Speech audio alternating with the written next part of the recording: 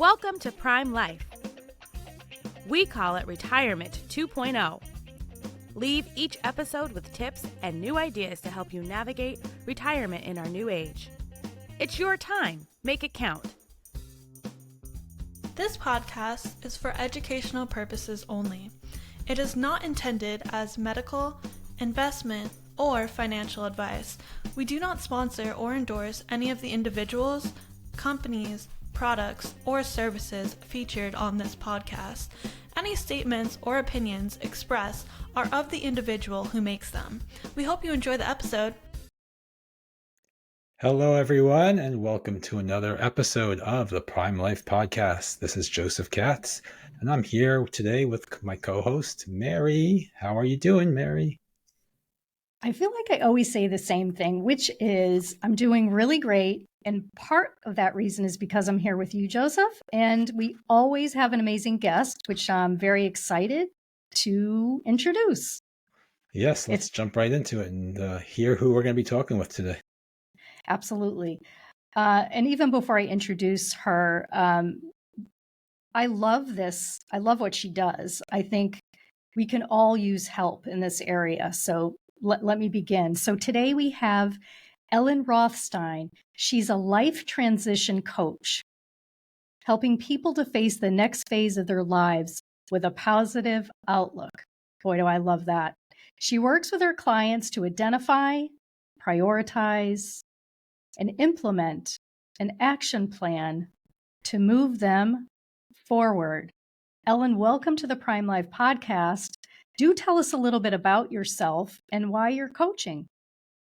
Thank you, Mary and Joseph. I'm delighted to be here with you today and also happy to tell you a little bit about my background. I will condense a very long, compact story into, actually, it's not so compact. I will compact it. Originally, I got a degree in art from UC Berkeley, and I was an exhibiting painter. And I still do art, but not as my primary profession. And then after many years of doing that and not knowing if I was going to sell another painting in 2 weeks, 2 months, or 2 years, I had to, quote, get a real job. And that eventually led me to advertising and digital media and account management with people and project management with processes and so on. And I did that for many years until in 2019, I got laid off. It was not the first time I'd been laid off. That advertising in particular is very volatile. But I got laid off, and I discovered at this point, living in San Francisco, which is a young tech town, it was hard to get rehired as an older woman. And I kept trying. I was trying to fit a round peg into a square hole. Eventually, I thought, okay, I have to take a step back. I don't really want to do this work anyway. So what is it I really want to do? I had been working with a life coach myself, and she had often said, I think you'd be pretty good at this. And I had dipped my toe in the water of taking some classes about life coaching and thought, yeah, I really like this, but I need a full-time job and I need benefits, so I can't even think about it. Well, when I didn't have a job and salary and benefits, I was a lot freer to explore this idea.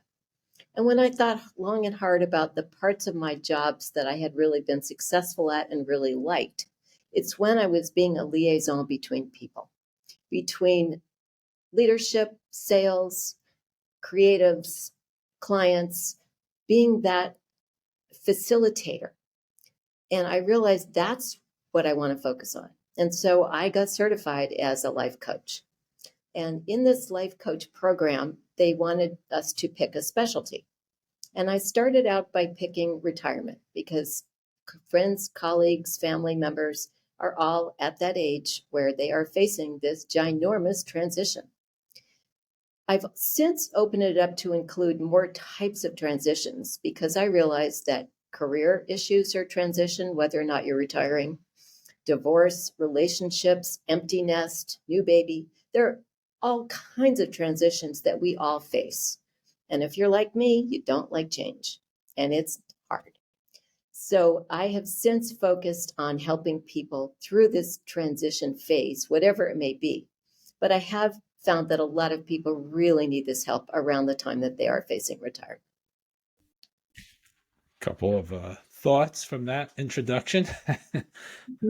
So I have worked most of my career as well in the advertising media space, so I can feel that pain, the ups and downs of that economy. You mentioned it's time to get a job. So when you have a job, then you retire from a job at some point, and I guess you're helping people who had that job making that money now figure out the transition forward. Um, the square peg in the round hole analogy. I think of myself more of a triangle. So I'm with you. I'm with you on all of that. So maybe talk a little bit about, the retirement transition. It's obviously a very large transition in people's lives. It involves, many times, stopping to work. It involves financial decisions. It involves, insurance and related decisions, maybe even where I'm going to live, being near the kids, not near the kids, if that's part of the situation. So maybe just talk a little bit about what that work looks like and how someone may navigate that with you. Well, first of all, I don't touch the financial part. That is not my area of expertise. Everything else about this phase, I'm happy to help somebody work on. What I've noticed is that people really experience a loss of identity. If you're at a cocktail party and somebody says, "What do?" You say, "I'm a nurse, I'm a lawyer, I'm a teacher." What are you? You're defined by what you're doing as your career. And then when you don't have a career anymore, you're suddenly, okay, how do I answer this question? And a lot of people haven't given that kind of identity question much thought as they're working. And even as they're planning for retirement, they're thinking, okay, I'm going to travel, I'm going to play golf, I'm going to read books, I'm going to garden. They don't think about who they are and who they want to become, because you can still grow and change in a whole bunch of different ways, even if you're not focused on career path. Another thing that people often experience is lack of purpose. My father was a doctor, and he remarked to me many years ago that he noticed that his patients who retired that had no plans and no sense of purpose deteriorated physically and emotionally very quickly. And those patients that had thought about this and had some plans in place could thrive. And I think that's something we forget, that we had a purpose in our working lives. But what is our purpose going to be now? And likewise, we had a schedule. And we now may have too much time on our hands or not enough. It's just a whole different type of equation about time. So that's the beginning. I have more topics, but I don't want to just talk nonstop. So I'll give you guys a chance to interject. No, I love what you said, Ellen. And all of those things have crossed my mind as well. And I've spoken to people. My oldest and dearest friend shared with me when she was visiting Connecticut from Seattle that this year she was taking on a new role and it would end in about a year and a half. And then she was going to think about retiring. And unfortunately, my husband was in the room and he said, "Well, what are you going to do with all that time?" And she paused and she said, "Oh, well, I've started to think about that." But she goes, "You're making me nervous." And I'm like, "Jerry, don't do that." But his intentions were well-meaning, because, he always says, and he was kind of putting his personal overlay that he's going to work until they kick him out or whatever. That's kind of his little line that he shares. What are some of the stressors that people who are thinking about retirement and some of those transitional elements that you mentioned, what are the most common that you have found so far in your practice? And we'll get that answer after a brief word from our commercial sponsors. NASA is always working harder to be your carrier of choice. We offer insurance products that can help you meet your retirement goals, such as protecting your savings, securing lifetime income, or paying for healthcare costs. We're dedicated to providing best-in-class service and are keeping things simple, and we'll have your back. We have around 400,000 policyholders and contract holders and have been doing this for a long time, 170 years, but we remain humble enough to always try to improve. For more information, visit nfg.com. Nassau insurance products are issued by Nassau Life and Annuity Company of Hartford, Connecticut, Nassau Life Insurance Company, East Greenbush, New York, or Nassau Life Insurance Company of Kansas, Overland Park, Kansas. Subsidiaries of Nassau Financial Group. Products are not available in all areas. Policyholder counts are for all Nassau companies as of September 30th, 2022, and are subject to change. CoverRight is the first digital concierge health insurance platform focused on Medicare. Their mission is to make Medicare more transparent and accessible for America's 60 million Medicare beneficiaries. By simplifying a traditionally confusing and complex decision, CoverRight delivers a simple, seamless, and hassle-free plan selection and enrollment experience. Try the CoverRight platform and see for yourself why they've been referred to as the TurboTax for Medicare. Visit coverright.com/podcast to learn more. I have found what I talked about a moment ago, really, the lack of purpose, loss of identity. What am I going to do? What do I want to do? What can I do? So there's the emotional component, but there's also the physical component, the health component. As we hit this time in our lives, there's aging, and we all age differently. But physical constraints can be a factor. I mean, I know I always thought I'd be immortal, right? You look my grandmother, when she was, I don't know, I was probably a teenager, she said, I look in the mirror and I feel like I'm 29. But who is this woman with all these wrinkles, And I kind of laughed it off, but I get it.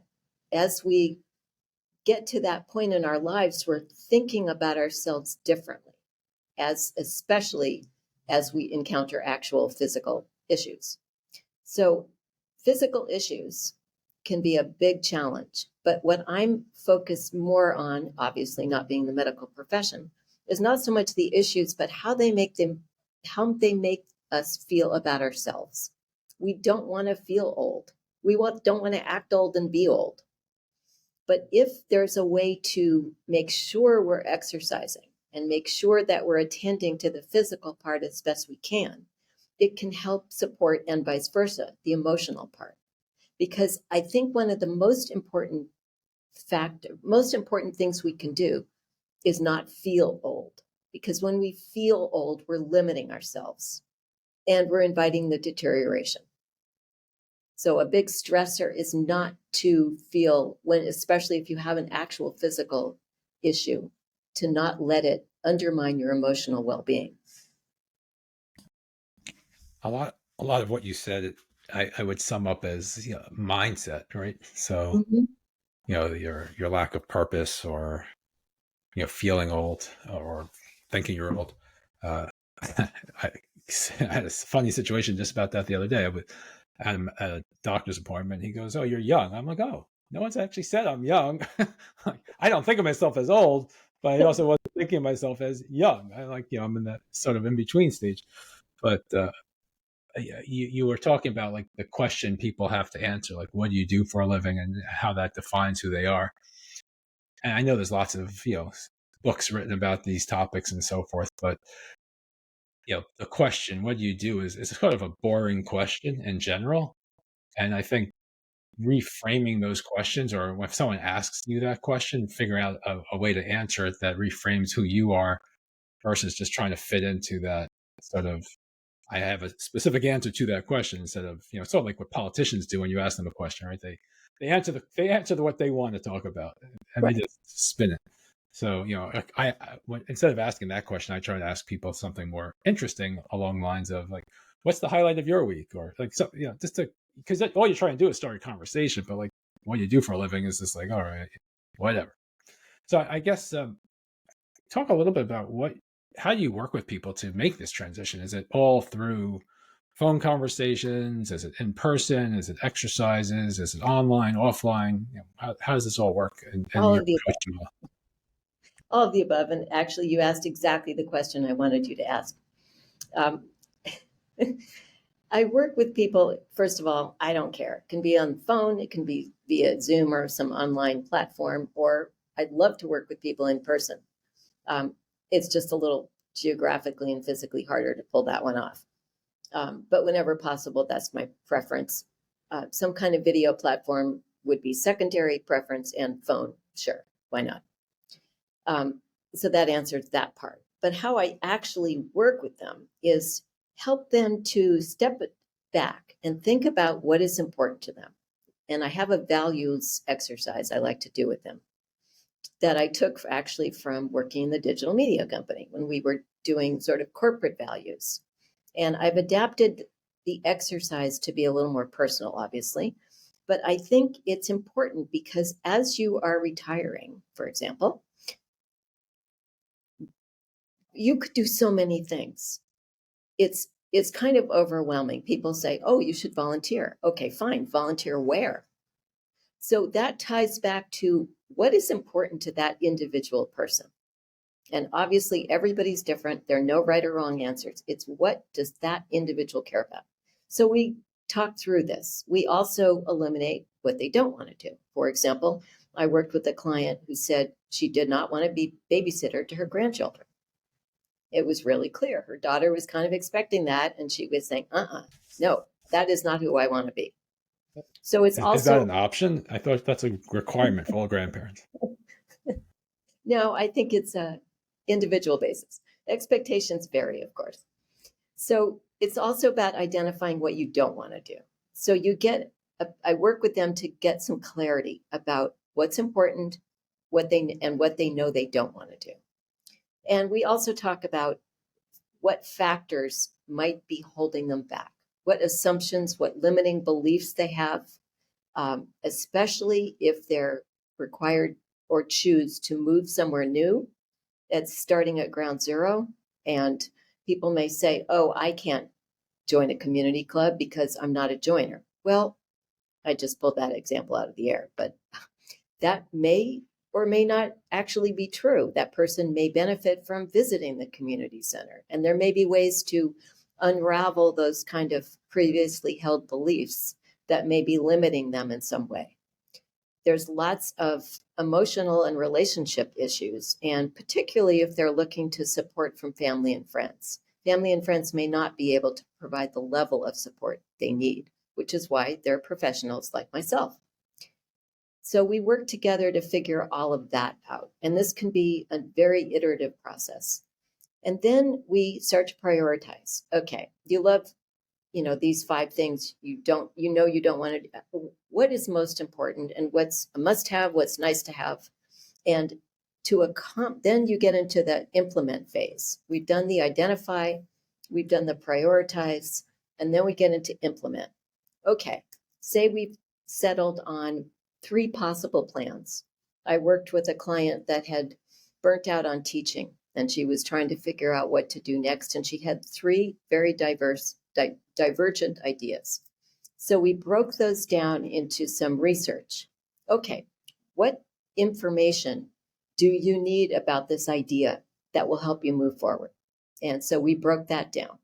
And we looked at pros and cons about those ideas, but we broke it mainly down into steps that she could achieve. The whole thing is make it easy, make it doable, because we all love to-do lists, but only if we can cross off items. If they're going to be really difficult, like New Year's resolutions, we're just simply not going to do them. So what can I do to help this client put together an achievable list? And then I'm their accountability partner. As we proceed into more sessions, we go through those, and I'm not judgmental or critical if steps are not met. This is about them. It's not about me. So what can we do to work our way down this list and move them forward? And typically, they're very excited once they sort of figure that out. I had a client that thought she wanted to do something, and as it turned out, she found something completely different, and she was so ecstatic. And she got a fabulous part-time job doing it. And she was, so happy that we had done this exploration, or she would have gone down this other path that ultimately wouldn't have been as satisfying. So that's kind of the way I work with people. So I love those examples, and maybe you'll share another one or two if you so desire. But my question is, Where is it that you find, and this is a general question, generalizing question, people tend to get a little bit stuck? And you know, I know you laid out the steps that you go through, which I love those steps. You're very articulate about that. But like the average person, where do they tend to get stuck? Or does that vary? It does vary, except that what they have in common is everybody does get stuck. Some people get stuck for longer and harder, and other people are temporarily stuck. So it's hard to generalize why people get stuck, but inevitably they can't move forward. And typically it's because they feel like they don't know what to do, they don't know how to do it, or there's some negative feeling about what they feel like they have to do. Often shoulds get in our way. I learned this from my life coach, that if it feels like a should, I'm not going to do it. I should go running every day. I should lose weight. I should, write my book. I should visit this, make up with this friend that I've sort of lost touch with that I don't really like anymore. There's all kinds of, we're facing shoulds all the time. But It's you have to. So to interrupt you real quick there, the word I should is actually pain is not necessarily the right word, but it's not a powerful word, right? It's more passive. You're giving up control, whereas I could, I can, I will are more powerful statements. True. And it is definitely about taking back that power.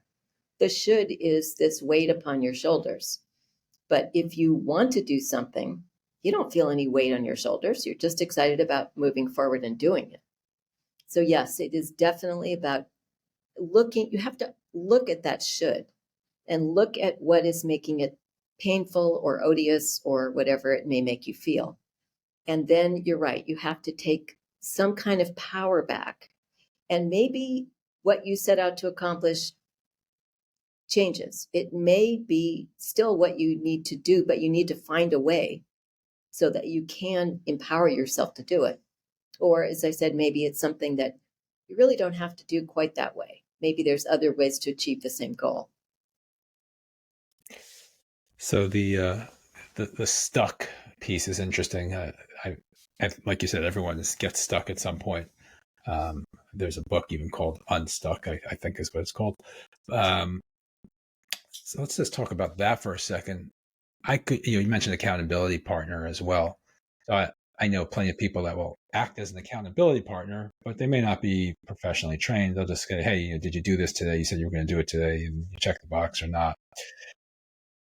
That may or may not get you unstuck, but why work with a professional coach versus someone who's just going to, kind of push you? Now an ad from one of our sponsors. Remember when you could trust the news? Well, then check out Walter. Walter is the free, no-nonsense newsletter for grown-ups that comes to your inbox 3 times a week. From current trends, aging in place, travel, retirement, and everything in between, including a dash of pop culture trivia and throwbacks, Walter is a great way to start your mornings and to stay informed. Oh, and did we mention that it's free? Check us out at thisiswalter.com. Get smart. Get Walter. First of all, a professional coach has no emotional investment. I'm not going to be critical or judgmental. If you're talking to your friend, they very well may be. They may know what they want you to do. They may feel like they have an opinion about what you say you want to do. That's not going to change. Your friends and family, they're entitled to their opinions. But a professional person can detach. It doesn't matter to me in my life what the outcome is, but I want you to be living the best version of what you want to be. So how can I help you move forward in an objective way? And an accountability partner can, in the case of a professional, can look at that to-do list.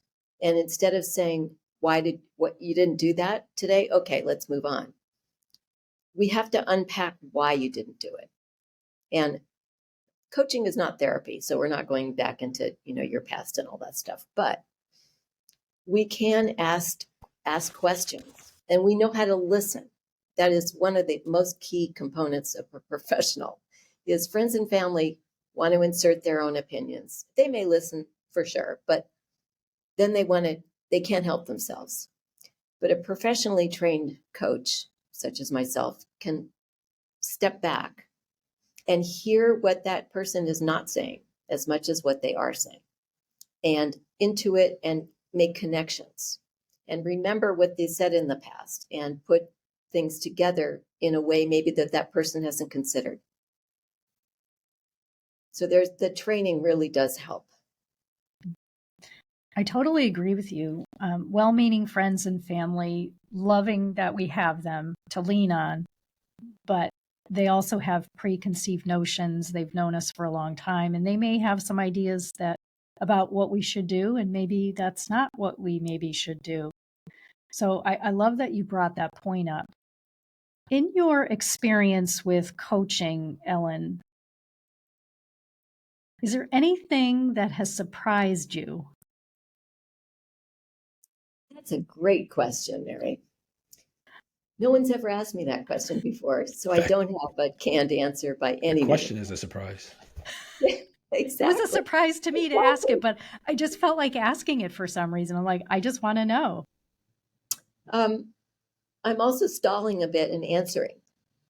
Quite okay. That is a good question. Let's see.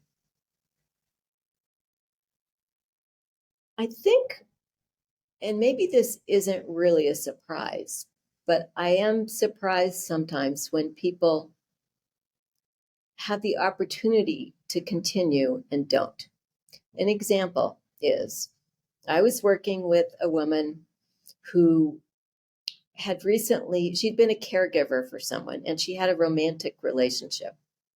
And when that person passed, she had a lot of grief, and she was really stuck in her life. And we did some work together, but there was a lot more to be done. And then she just sort of dropped off the face of the earth. Now, she may have found other support. She may have found a way to work through it, but we could have helped. I could have worked with her more. And so I was kind of surprised. So that's an example. There you go, Mary. Your question was a surprise, and she gave you a good example. Yeah, I love your answer. It was very authentic, and I would have been surprised too. So thank you, Ellen. So I have one more question before because we're kind of running out of our allotted time, and before Mary asks the big 800-pound gorilla question. What sort of tips, over the course of your career, you must have a few tips for people who are entering retirement, or maybe already in retirement and sort of dealing with this transition. In addition to speaking with a professional coach, what tips might you have to offer, or suggestions that people can take advantage of? That's also a really good question. I would say notice. Step back and notice. How are you feeling? If you're feeling that you have too much time on your hands, what is that about? If you're feeling that you're being surrounded by other people's expectations of you, such as babysitting your grandchildren or joining clubs or feeling like you're getting dragged into volunteer work or being a caregiver or moving or something that is not making you happy, step back and notice why. Just look at it. Just think about it. Not that you have to do anything about it per se at that moment, but allow yourself some breathing space to think about it and notice how you're feeling. If you're about to move across country to be near your kids, do you want to? Are you super excited? Have the kids exhibited super excitement about you coming? How are you feeling about moving away from your friends? You think, oh yeah, we'll stay in touch. Think about it. Just think about whatever these changes might be. And if they're making you feel uncomfortable in any way, start to look at that and figure out if there's any way to adjust something about it. That would be probably my biggest tip. Oh, that's great. So, Ellen, you're a very talented woman. You're an artist. You've been, in marketing and various career paths. And I love that you just said, I'm going to do something new.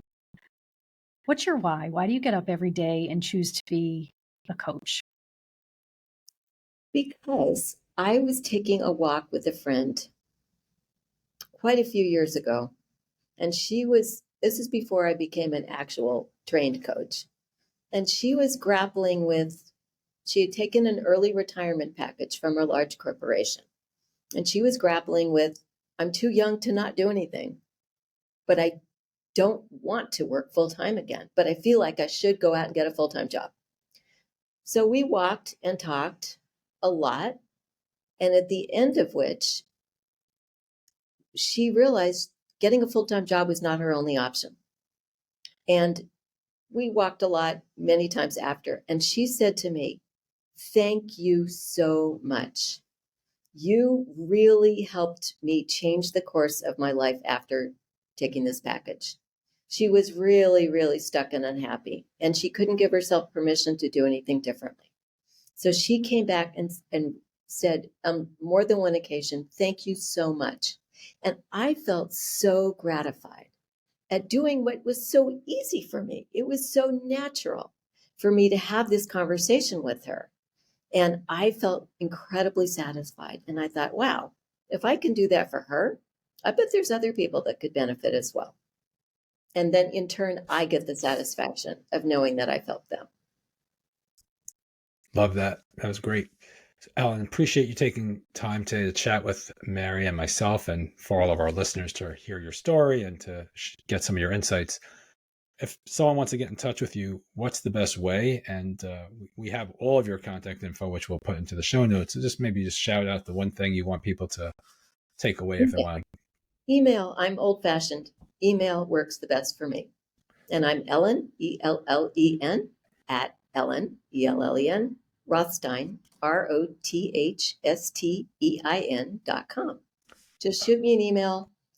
And I'd love it if you mentioned that you found out about me from this podcast. Shoot me an email podcast, and I'll get right back to you. Excellent. And we'll make sure to include the email address in the show notes. Ellen, really, thank you so much for your time and insights. Mary, always a pleasure spending time talking with you. And to all our listeners, thank you for tuning in every week. Tune in next week for another great episode of the Prime Life Podcast, and give us a thumbs up and a 5-star rating wherever you listen to your podcasts. Thanks, everyone. And thank you both so much.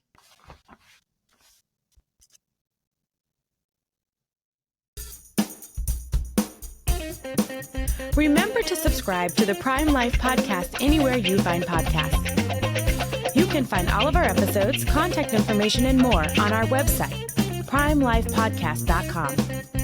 Stay connected with us. Follow us on LinkedIn, Instagram, Facebook, and TikTok.